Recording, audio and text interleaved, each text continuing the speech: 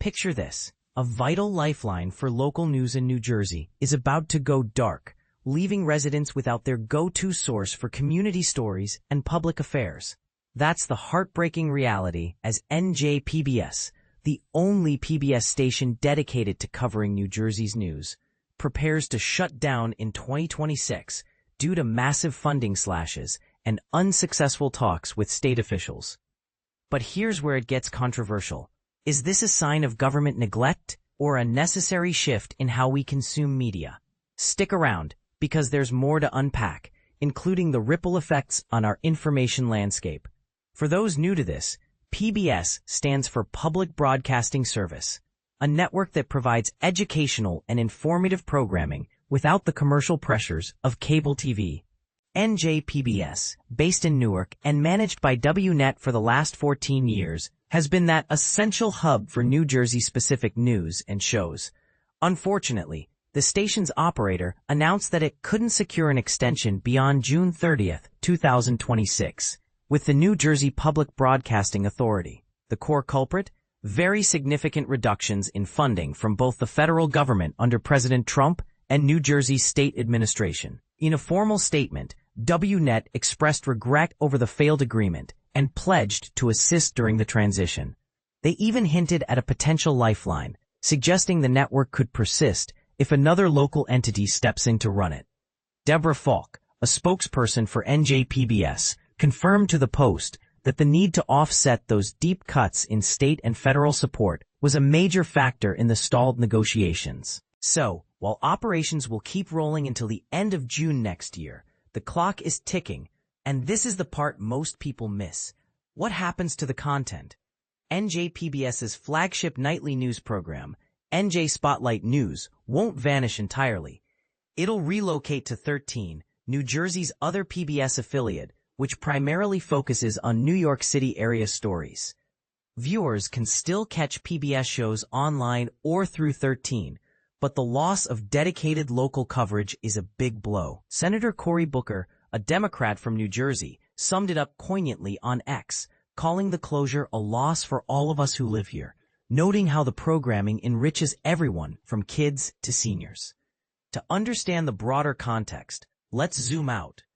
Earlier this year, President Trump approved slashing $500 million from nationwide public broadcasting funds, impacting about 330 PBS stations and 246 NPR outlets. This hit hard, leading the Corporation for Public Broadcasting, a non-profit that supports NTR and PBS, to announce its own shutdown in August due to the cuts.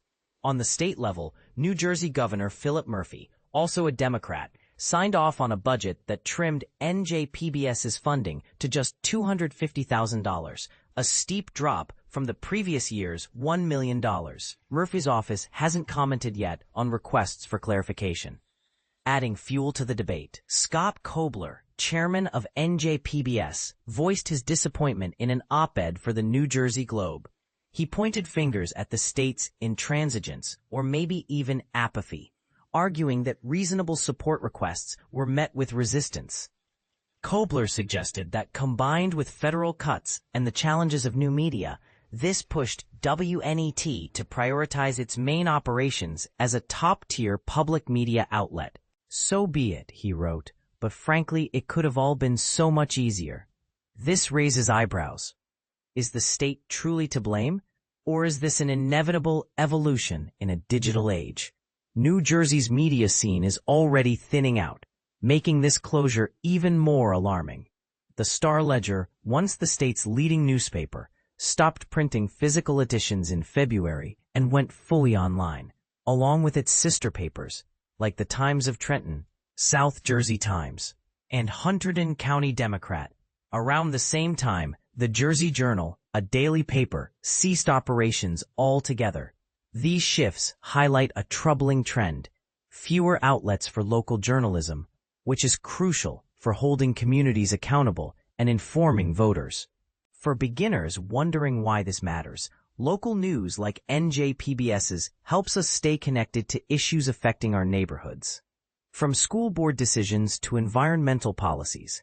Without it, we risk echo chambers and misinformation, But here's the controversial twist. Some argue that government-funded media can lean biased, while others see it as a safeguard against corporate influence. Trump's cuts, for instance, have sparked debates. Are they freeing up funds for other priorities or dismantling a public good? And should states like New Jersey invest more to keep voices like PBS alive? What do you think? Is public broadcasting worth taxpayer dollars in today's streaming world, or should it adapt without subsidies? Do you agree with Kobler's take on the state's role, or see it differently? Share your opinions in the comments. Let's discuss.